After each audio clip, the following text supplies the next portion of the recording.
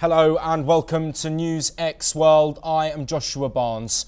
Just 3 hours after the formal ceasefire announcement between India and Pakistan, reports have emerged of explosions in Jammu and Kashmir. The Union Territory's Chief Minister Omar Abdullah acknowledged the incidents on social media platform X. Security measures have been tightened with complete blackouts enforced in Jaisalmer and Barma. Anti-drone systems have been activated in Jammu, where one unidentified drone was intercepted and shot down.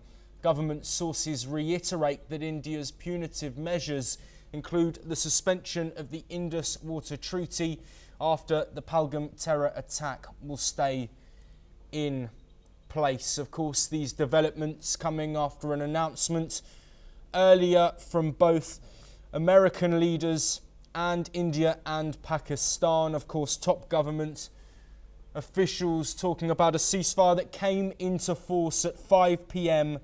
Indian Standard Time. This ceasefire for air, land and sea military activities to stop. Information coming through to us at the moment, of course, is unconfirmed officially. We do have reports, though, of these blackouts, of course, that we can confirm. And, of course, these visuals and the confirmation of those blackouts from Omar Abdullah, of course, there as well. I come back to Arvind Mahajan, Lamar Savings, Professor of Finance at the Texas A&M University, joining us from Texas in America. Arvind, thank you for staying with us. We, of course, spoke to you just before we took a short break there. We are getting, of course, more information on this minute by minute. But can I just get your first response again to these reports after, of course, this ceasefire deal had been announced following the agreement with India, Pakistan and the United States? Yeah, I'm just very surprised. I'm sure everyone was, there was a sigh of relief that the two countries had agreed to a ceasefire. But this certainly surprises everyone because it's unclear how this violation has occurred. And actually, it raises some questions in my mind, primarily because in Pakistan, sometimes the government and the military are not on the same page. And it's unclear to me this ceasefire agreement was agreed upon by the political administration in Pakistan or in conjunction with the military. And I'm therefore unclear as to the source of this violation, but it could be that there are segments in Pakistan which do not want the ceasefire and they want to precipitate this issue further. I'm just conjecturing here, I don't know, because it does not make sense that you sign a ceasefire agreement and shortly thereafter you violate it. Something is missing here. Yes, Arvind. Of course, we will continue to bring updates from the areas which are now in blackout. Of course, this situation is an evolving one after, of course, there were thoughts that this situation was escalating. Talks of conversations to be had on the 12th of May. We haven't had any official response from the Indian government yet, Arvind. But of course, given the extremity of this situation, it is something that will be monitored. Also joining us is Major General P.K. Saigal, a senior defence expert. Major General Saigal, can I get your first response, please? There was an absolute total sense of relief and delight amongst the border villages because Pakistan had been shelling the civilians all along the line of control, whether it was Uri, Baramulla, Rajouri, Punch, Samba, Jammu, and down. And it is those who had lost a lot of people had been killed, lots of people had been wounded. Their lifetime saving had gone up in flames in a matter of seconds. They had lost their houses, and there was an utter sense of relief.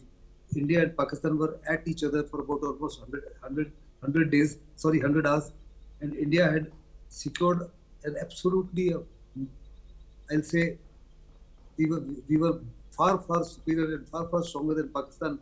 We've given them a bashing of the variety that Pakistan cannot easily take it on. But I agree with the professor that there is an absolute difference of perception between the Pakistani army and the civil dispensation.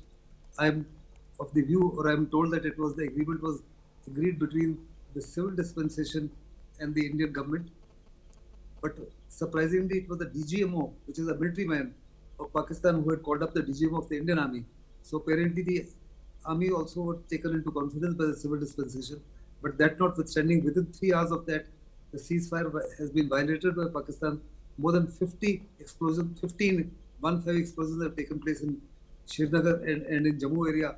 4 of the drones from the Pakistan have already been shot down, and there is a sense of panic in that area. There's once again the blackout has been brought in place again, and the Indian Armed Forces, whether it was the Navy, the Army, or the Air Force, which also had stopped operations since 5 o'clock because instructions had been sent to them, are now once again absolutely totally standing by for further directions. And I'm very certain that Pakistan will be given a bloody nose once again. In the 3 or 4 days that fight took place between India and Pakistan, we had knocked out 9 terror trading areas in Pakistan. There was no collateral damage either to the civil or to the military. There were precision strikes of the variety that have already been done only by America and Israel. Russia claims a similar capability, but they've been wavered. India demonstrated this. Then the jointness, integration, and coordination between the 3 armed forces, Army, Navy, and Air Force, was absolutely unparalleled. Then the government of India, primarily those who are absolutely stakeholders in pursuit of modern warfare, that is Ministry of Defense, Ministry of Economic Affairs, Home Affairs, as well as the Economic Affairs. All of them were acting in unison with 2 aims in view. Firstly, to ensure that the political will on the side of Pakistan gets degraded, and secondly, the Pakistani army and the ISI are squeezed from all sides. There were economic strikes, there were political strikes, there were diplomatic strikes, there was also a digital strike.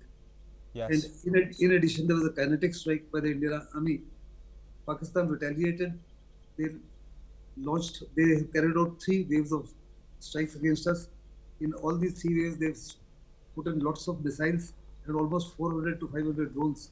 But yes, absolutely. Of course, I do want to bring it back to this breaking news and breaking developments that we've had. Of course, blackouts confirmed in areas close to the line of control. Also, we have had visuals in which appear to show and sound explosions. We haven't had confirmation as of yet, but all we can do is relay what we can see, of course. I'm going to go now to Major General JKS Parahar, a senior defence expert. We heard very clearly from the Indian government earlier, Major General, that any act of terrorism would be seen as an act of war. The reports that we have got in, of course, showing that there is more action. I want to ask you this question. What would be counted as an act of terrorism in this current circumstance? $1 billion question, and if you go by the history of Pakistan and ceasefire between India and Pakistan since 1949, then in 65, then in 71, then in 2002 post Kargil, and subsequently in 2021, and again now. Every time there is a ceasefire with the intention that there will be no undue activity, and this time it was that mentioned that it will be taken by India as an act of war if any terrorist activities or anything happens of the violation. I think so far that this ceasefire is concerned, it is too early to comment that it has been violated by Pakistan since it was declared few hours. So the message goes, it takes some time. This is the part on the violation part. But if you go by the cricket language, why the India has undergone and accepted this ceasefire, it's something like that the opponent team is facing follow-on. They have already lost 8 wickets, and there are 2 days are still left to match to be cleared, and you suddenly declare withdrawing team and declare the draw. I couldn't understand what was the reason behind it. India has done so well. The first time Indian armed forces have crossed the international border, hit to the middle of the Pakistan in the Punjab. India has broke that myth that Pakistan is a nuclear country and it can retaliate with any kind of efforts by the nuclear weapons. It has been clearly this bogey has been taken off. India has proved its air defense system. It's proved its offensive air attacks. That is creditable. India has exposed the weakness of the Pakistan air defense systems and JF-17 of the Chinese. So with this all big achievement, and the Prime Minister Modi, who has been labeled as one of the most strong, decisive person, with having an absolute majority and all 140 million Indians are there with him. And what was the reason not to stop before getting the POK, as the government was announcing every time that we will take the POK back as early as possible. I think this was the golden opportunity for Prime Minister to make this historical win. Why it has been stopped, the time will say, but as on today, it has been officially announced. Both the governments have undergone. Just why it has come, the military DGMOs are agreeing for the ceasefire. It was in the February 2021 also. I feel if anything is at the military level, the politicians always have a reason to break it any time, that it was not, whatever his reasons is there. It is more influence, even the influence of treaty signed by Mrs. Gandhi and Zulfikar Ali Bhutto, the Shimla Pact. I think that was the blunder by the Indian government to act as such. We were on the most dominant in the post-71 war, but we could not materialize the benefit what we got it. Same thing has happened this time also. We were at the advantageous position and we could not play up to the 100 hours. It is in the 90 hours on the terms of this. Yes, so Major General Parahar, I'm sorry to cut you off. We have got some more breaking information in that I need to let the audience know about. Our sources in Jammu have confirmed that drones were seen near the Lal Chowk clock tower in Srinagar. Just to reiterate exactly what I have just said, to give you an update of this situation, of course, which is continually evolving, but ultimately follows this ceasefire deal which had been put in place at 5 p.m. Our sources in Jammu have confirmed that drones were seen near the Lal Chowk clock tower in Srinagar.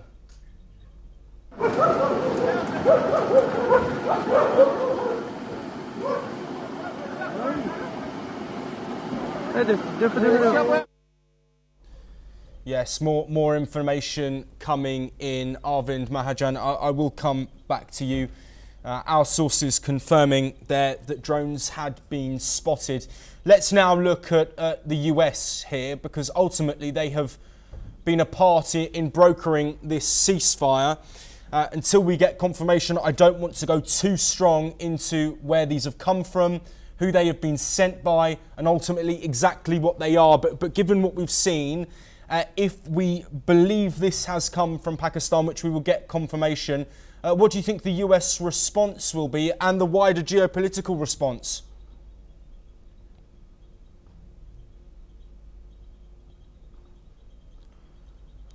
I will pose... Arvind, I believe you are muted. If you could unmute yourself, please.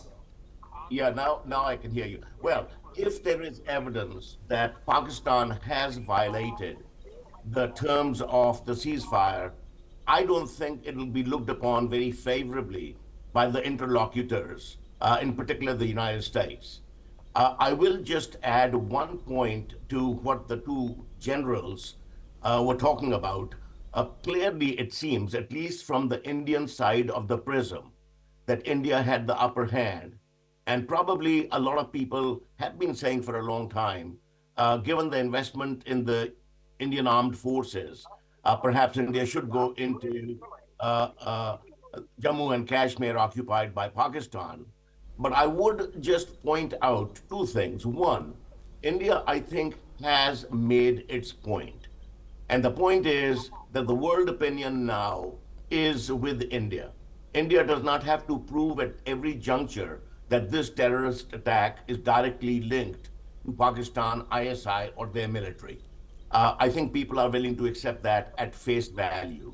The other is that there are not too many countries which have publicly come out in support of Pakistan other than a small Central Asian country and Turkey. Everyone else has been either quiet or has supported India. So I think things have changed very significantly. And the third thing I would like to point out is that it does not necessarily serve India's purpose at this juncture to go all out once it has made its point, because I think an all-out war will distract India from the economic path it is on. And it is on a very urgent and important economic path, especially in light of the conflict with China and the US are having with the trade agreements and with tariffs. And this is an incredible opportunity for India to attract foreign direct investment, and which will therefore help the employment and many other things which go with it. And I think any deeper engagement in war will distract India. And I think that has to be kept in mind from a strategic point, that this is a holistic decision. Now, we don't know, I'm just conjecturing here, but given the current administration's thinking, as I have seen it, has been very strategic and has considered multiple dimensions of the problem. So one conjecture which I can make as to why India has not gone all the way, which it could have, is because that will distract India from its economic path. Yes, absolutely. We have more breaking news to bring you in this continually evolving situation. A blackout has been reimposed in Punjab after drones were spotted in Jammu. There are 10 cities and districts under blackout: Hoshiarpur, Chandigarh, Fazilka, Firozpur, Barnala, Batala, Gurdaspur, Muktsar, Pantankot and Amritsar. So 10 separate locations under blackout.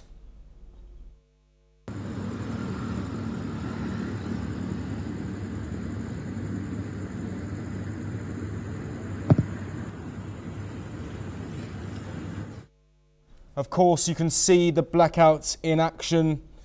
We can all hear the sound that came at the end of that clip. We can't say what it was, we can't say where it came from. Let's listen in one more time. I just want you to focus on the end of this clip and what you can hear.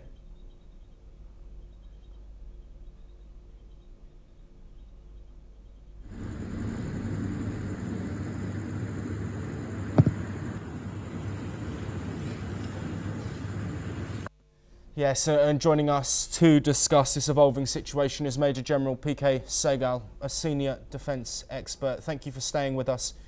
Major General, let's look at this situation for the people living in those 10 areas that I've just listed. Of course, spending periods of time under blackout, fearing for the safety of themselves and their families. After the ceasefire deal, I'm sure there was much jubilation, but now plunged back into darkness. What are your thoughts? Unfortunately, the jubilation has been very short-lived. The powers that be, who took the decision of going in for a ceasefire, are very decisive, very matured. They've got a lot more inputs than what I have access to. I think that decision is in the interest of the country. We cannot allow Pakistan to do damage to our economy. And under no circumstances should we go into POK. POK, China's CPEC, $65 billion investment is there. 2 divisions of Chinese under the guise of labor are already there in POK. And we will have a 2-front war which we can ill afford.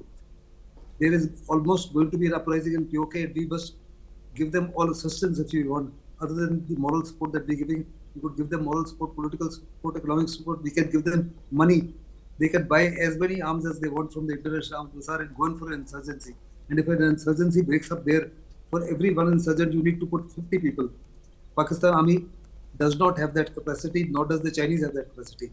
Under the circumstances, going into POK would be absolutely insane, and it would be a folly of the highest order. And I personally feel that India must attempt and try their very best to make sure that the war does not accelerate. An all-out war is not in our interest, is not in the interest of humanity, and an insane and insecure government in Pakistan can go to any extent.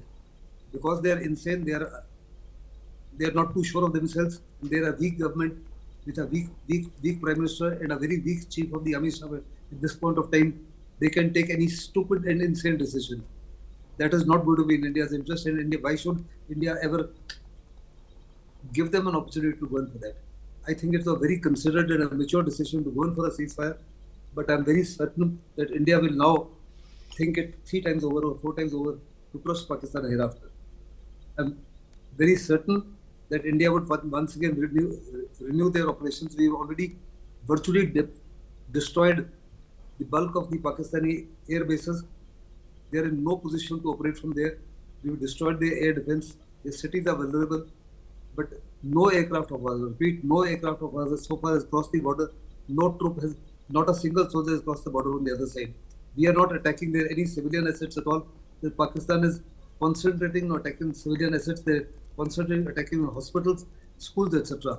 And they're even hacking schools and colleges, etc., which is something that is completely unethical and not as per the Geneva Conventions. But they say all is fair in love and war. And Pakistan has always been doing such things even in the past. Indian Army, on the other hand, has displayed a sensitivity and compassion. We've not hit any civilians at all, nor are we going to do that. We are only targeting their military, and we are only targeting essentially those areas and those assets that have been utilized by the Pakistani Army and the ISI for carrying out activities of terrorism against Yes, Major General Sehgal, I'm sorry to cut you off, but I have to bring some more updates. Of course, this situation is continually evolving, and I want to stress that early reports are coming in. The picture is not fully clear, but we have also received reports of drones spotted in the Kutch district. A complete blackout will now be implemented as per reports. The significance of this, of course, showing the different areas in which these blackouts and reports of drone action are coming from. Arvind Mahajan, I will come back to you.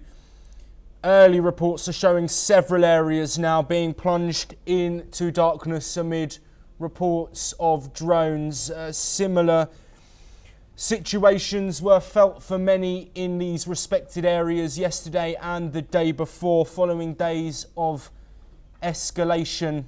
It's too early to predict if this is the same as yesterday or the day before, but of course this coming amid a ceasefire that had been called. We spoke about the United States. I now want to look at the wider community, notably countries like Iran, Saudi Arabia, China, nations who of course have connections and links with Pakistan. If this is true, what we're seeing is true, what pressure can they put on to avoid an all-out war?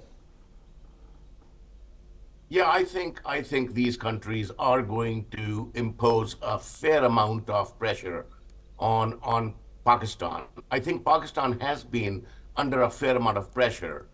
China has been quiet, but clearly China has supported Pakistan because it's a satellite state in effect. But I think if indeed the evidence is clear that the violation has occurred from Pakistani side, and if the Pakistani military was indeed involved in it, I think all the parties which facilitated getting to the ceasefire are going to be very unhappy. As is, I don't think too many people are happy with Pakistan, and they will be very, very unhappy. It is unclear to me what will happen to the IMF loan, which was recently given. There are many different ways through which pressure can be put on Pakistan to bring about some change. And indeed, this might precipitate some kind of a fundamental change between the military and the civilian administration. I think they have been locked in this very unhappy bond where the military has been behind the scenes calling the shots. And for half of the life of Pakistan, from the front, they have been calling the shots. And I think the ones which are most impacted detrimentally by India and Pakistan being on friendly terms is the Pakistani military, because the resources which are deployed on Pakistani military are very significant. And they have been getting the first dibs. Arvind, I have to cut you off. We have some more breaking news. Fresh security alerts in Jammu. A sentry from the Indian Army's 16 Corps posted in Nagrota opened fire on suspicious movement near the perimeter. Officials say the sentry spotted what appeared to be suspected terrorists and immediately engaged. A massive search operation has now been launched in the area to track down any possible infiltrators. 4 suspected armed terrorists have been spotted inside Nagrota's cantonment area. The sighting has prompted a massive security response with a high alert sounded across the region. This escalating conflict, of course, started with a terrorist attack. Arvind, I will come back to you. Reports of terrorists in Jammu. Of course, the Indian government, we can't forget the policy shift that we saw earlier today.